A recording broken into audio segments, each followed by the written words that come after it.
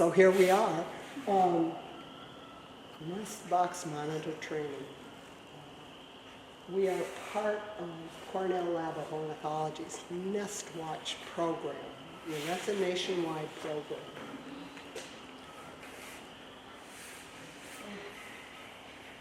Is she clicking? Oh, there. Okay, so order of business. If you volunteered here before, you know that there's porta-johns outside. Little River Wetlands Program mission to preserve and protect wetlands of the Little River and to educate people about the wetlands and the wildlife therein. So my name is Nancy Kilduski. I'm a master naturalist. I'm retired. I have done this monitoring since I think 2018. And believe me, when I first started, I knew what robin nests look like. I didn't know anything else. But I wanted to learn. I wanted to learn. And I remember Freya taking me out to show me the nests, and when I saw a tree swallow nest, I was hooked. I had to do it. I had to do it.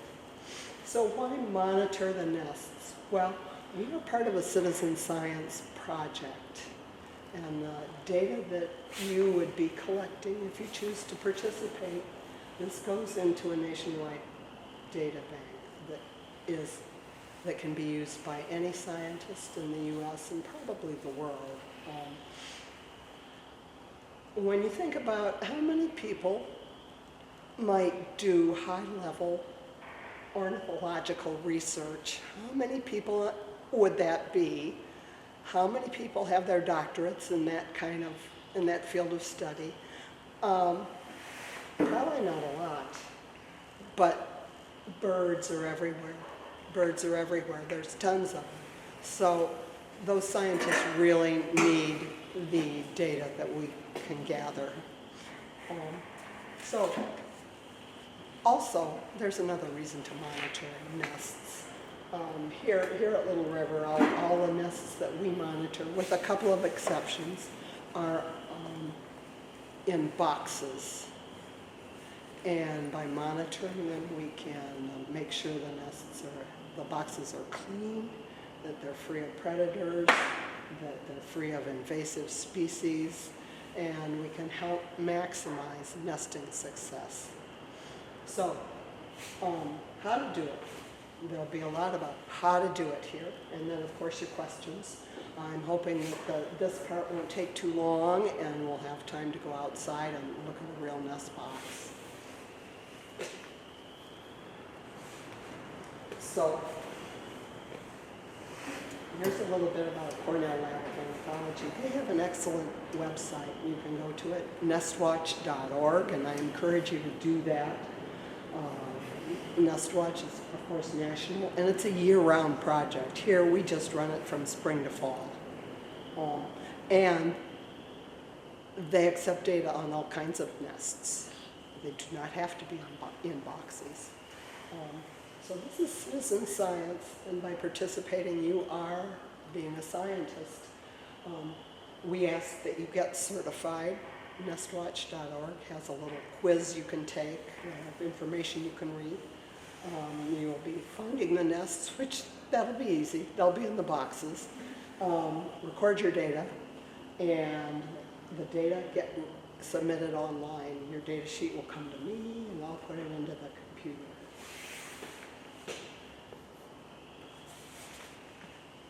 So it's a science project. So what is the purpose of this project? Tracking the status and trends of reproduction in birds. So we're interested in when the nesting occurs, how many eggs are laid, how many hatch, and how many survivors there are. You know, raising young is it's very risky for the birds. And like all good research, there are questions to be answered. Research starts with questions, and hopefully we get answers. What are the changes in reproductive activities? does our monitoring, does the fact of our monitoring, does that impact the birds and their nesting? Can scientists use our data to track changes to the environment and the climate, I might add? And what factors limit breeding success in areas? Can people change their backyards to be more welcoming to birds that want to nest? As nest watchers, we have a code of conduct, and it's pretty important. I mean, we want to eliminate this kind of thing. I think one of the hardest things for me to understand is don't leave a dead-end trail. Now, you have to understand that nest watchers, in general, monitor nests in boxes. They monitor nests on the ground, in trees, anywhere a bird might build a nest. So if the nest is out in the open, this is much more important. I think if you got a nest in a box, that's already a big signal for any predator. Something good to eat might be in there. But when you approach a box, try to leave by a different way. For the most of your monitoring, you'll be able to do that. The last one, that might be a little hard, but it's doable. If the nest is in a box, I think it's not quite that important to worry about. Okay. So we will be monitoring other than boxes? Well, no, unless you want to. Unless you want to. You can actually monitor nests you find at home and report them on your own to the Cornell project. Also, we've had a few nests out in the open. We've had a barn swallow nest one time, and an eagle nest that people would bring me the data and I'd enter it into the project's database. So that kind of thing. But our project as a whole, we're just going after nests in boxes. We've got 5 different routes. The boxes are numbered. We break up the routes so you have just a small portion of that. So, yeah. And approximately how many nest boxes are here? We've got 35. 35. Yeah. So the other big thing that's kind of a sticking point for many people is the Migratory Bird Treaty Act, and there's so much to know about this, and I just know very little. There are some things, though, that are really important to know. And this act lists all birds that are protected in the U.S. Not all birds are protected. Those birds that are protected, you may not handle them. You may not collect their feathers and things unless you have special permits. Even bird banding, they have to have special permits and, of course, training to do that. But there are some birds that are not protected. For instance, house sparrows. They are not protected. European starlings, they are not protected either. If you have a question, any question about whether a bird is protected or not, don't hesitate to message me or Charles or go and Google the list. If you just Google MBTA, you'll find the list, and you can search for the bird of concern. So, the other thing is, Cornell has a wonderful website called nestwatch.org, and it really has a wealth of information about various species. It's got pictures. If you're interested, say, in bluebirds, you can find out what a nest looks like, when they nest, what some of the characteristics of a bird are. So I encourage you to go to nestwatch.org. Nestwatch.org also has a little training that reviews all the points that we're talking about today, and they have a little quiz so you can test yourself and test your knowledge. What are we looking at? This represents a season, a breeding season, and what could possibly happen. So many birds have more than one brood a season. Some have only one. One thing that relates to climate change that I've noticed is typically in this area, tree swallows have only one brood a season, but we have seen one or two attempts at a second brood, not completed, but attempts. So anyhow, the first thing that's happened is green plus is the beginning. The beginning of a nest attempt is counted when there are actually eggs in the nest. Of course, we'll be monitoring before that because we want to get a good idea of when this attempt starts. So this looks like something is happening. Visit, visit, visit. That represents a citizen scientist going out to check on the nest.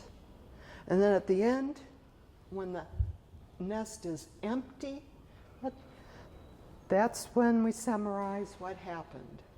And it looks like this particular citizen scientist recorded a success. And that nesting attempt ended on May 20th, as near as they could tell. Because we're not out there 24/7. We often just have to estimate that. So what's going to happen to that nest? Well, someone else might use it. A second nesting attempt could occur. Some of these birds use each other's nests. Some of them, for sure, with the boxes, use the boxes again. So another bird, another species even. Here's the tree swallow. They nest a little bit later than bluebirds. So the tree swallow takes over the nesting site. The monitor records visits and information, and voila, success, June 30th. The season is still going on. Bluebirds can have up to 3, I think, broods a season. Here's the bluebird back again. 3 different nests. It could be all in the same nest. Bluebirds like to build a new nest, and sometimes they'll build on top of an old nest, and that can lead to problems because the eggs will be too close to the entry hole, and it'd be very easy for a predator to just reach in there and grab the eggs. But yeah, three different nests. Such a lot of work. So the nest site, that is the physical location of the nest, and it can be in the trees, on the ground, in a nest box. All of our little river ones, all the ones that we're monitoring here, are in nest boxes. So they're prefab, and they're a little bit better than this. The nest boxes are all wood. Most of them are side opening or front opening. There are a few top opening ones. Okay.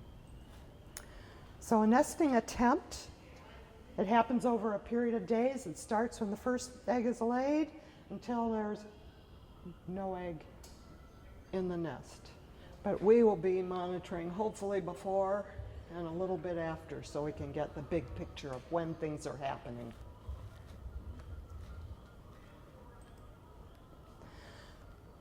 And as you saw from the previous slide, a number of things can happen. All the birds fledged, sadly, predation could happen. Sometimes eggs just fail to hatch. Or sometimes a nest is taken over by another species. They're the big ones. Is it more common for a nest to fail than it is to succeed? I think so. I don't have the statistics on that, but I bet Cornell does. Yeah, I think so, because there are a lot of hazards. There are just so many hazards, and that's why, one of the reasons why birds lay so many eggs, why they have so many broods, just to overcome that. Visit. What is a visit? That's when you go to a box, a nest, and monitor it and record your data. Nest Watch advises every 3 to 4 days. I think that works really well if you're monitoring nests in your backyard. But here, we're just asking once a week, and we try to get a series of volunteers going so that we can do that. So that's a visit. Data sheets. We have very complicated data sheets where you can, and then there are special codes to use too. Got the codes? Yeah. It's important to record the date, the numbers. There's special codes for the nest status. No, some volunteers write none. Just please use the codes. It makes it easier for me doing the data entry. FN, flattened nest with fecal matter, sign of a fledge, successful fledge. The young status, different codes. There's some codes that you'll use over and over again and they'll come naturally, but I can get you a reference page if you need it. Cowbirds, I think our nest box holes, they're 1.5 inches in diameter, and I think it's a little bit small for a cowbird. Not that it wouldn't ever happen. Cowbirds, they're known to take over nests. Well, not take over, they just lay their own eggs in an ongoing nest, and their eggs are usually much bigger, and when they hatch, they eat all the food that the mother meant for a different species. So I could see how we'll definitely use the nest status codes, adult activity, young status, all of that. Hopefully, the management activity isn't something that we're going to have to deal with as much. You'll use it a lot. Really? well, it just depends. Pest management, that's getting rid of wasps, ants, mice, etc. The data sheets, the paper ones, they also have a place for you to make notations. For instance, if by some chance you'd be confused about the code, you can write an explanation. Or if there's some situation where there's no code for that, you want to make a heads up. I had a box that slowly over 2 weeks slid down its pole. I Yeah, don't think there's a code for that, so I wrote that down. yeah, and it's fixed, at least for the time being. So I would encourage you to use this kind of data sheet if you're going to use a data sheet. Now, there is a way to enter your data using an app, but if you're more inclined towards paper, Charles has got copies. I can send you a copy and you can print these off. This is a data sheet. Put in the date, the number of the box. All our boxes are numbered. You may find other boxes out there in the field. They may even look like they're attracting nesting birds, but we're only monitoring those with numbers. So you have a place to record eggs, the young status, what the nest looks like, whether it's complete or partial, what the adults are doing, what the young are doing, if there are any, and any management activity, plus notes. Visits, your visits, 0. 0 is not the same as you.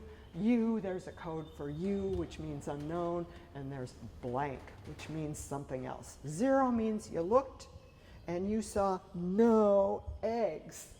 0 eggs. U means unknown. You saw a bunch of eggs, you couldn't count them all for various reasons. There are eggs in there, so you would use a U on your data sheet. And maybe in your note you say, I think there's 3 to 4 in there, but I couldn't tell. Or blank means you didn't even look. And that might happen because you saw wasps around the nest box and you thought, whoa, I'm not going there. Or the parent birds are being especially aggressive for any reason, or you think it's very close to fledge time. You saw the nest was there, you saw parents around, and you thought, maybe it's not a good time to look in the nest. That's a blank. So 0 versus U versus blank, it's important. It's important.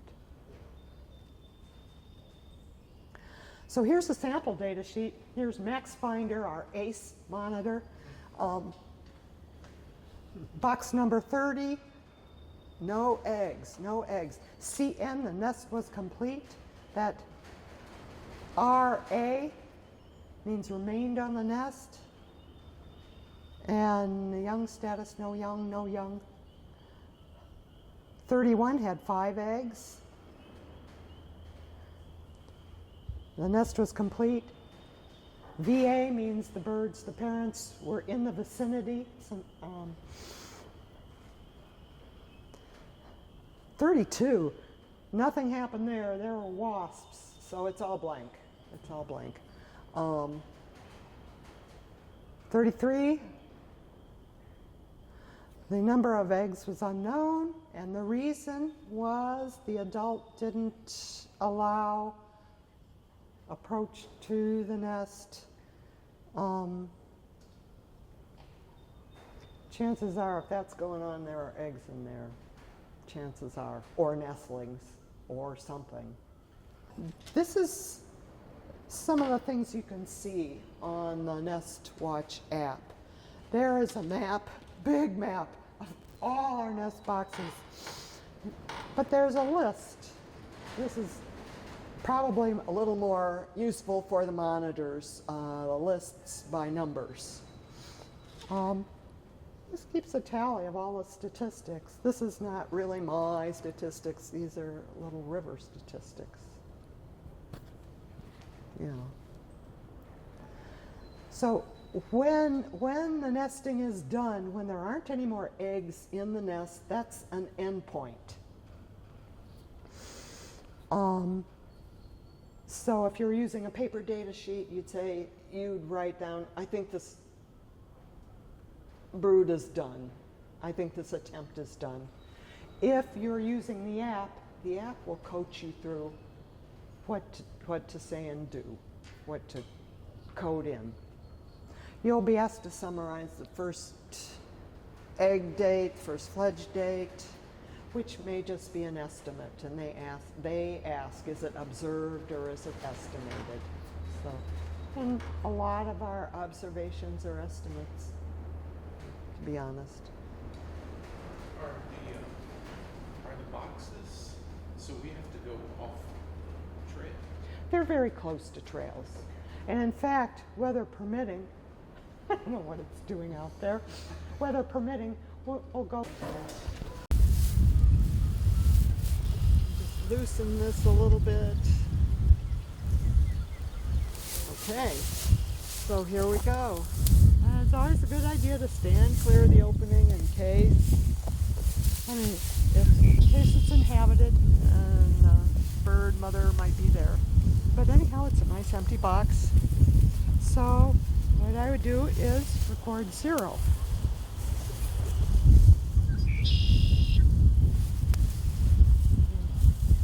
All the boxes are numbered.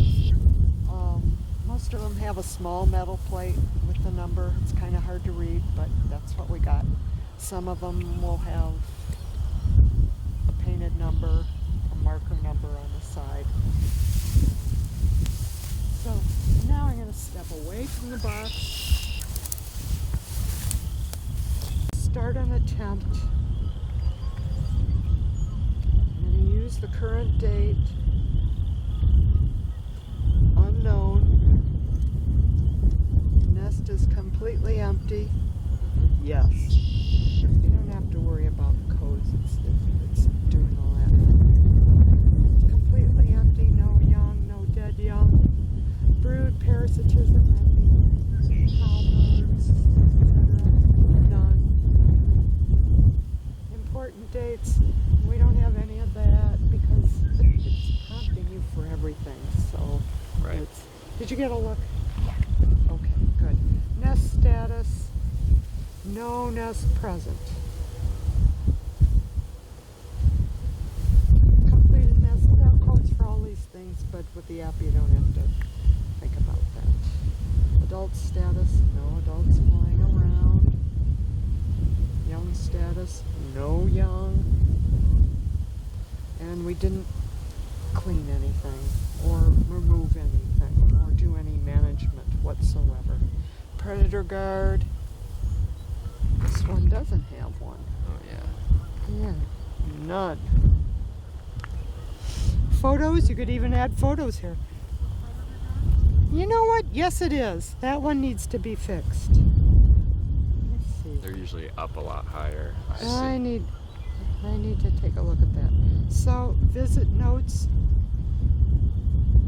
Fix. Predator guard. So there's room for you to make your notes. And I'm done. Submit.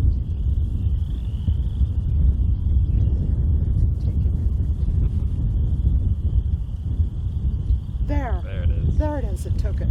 So, and you're done with this file.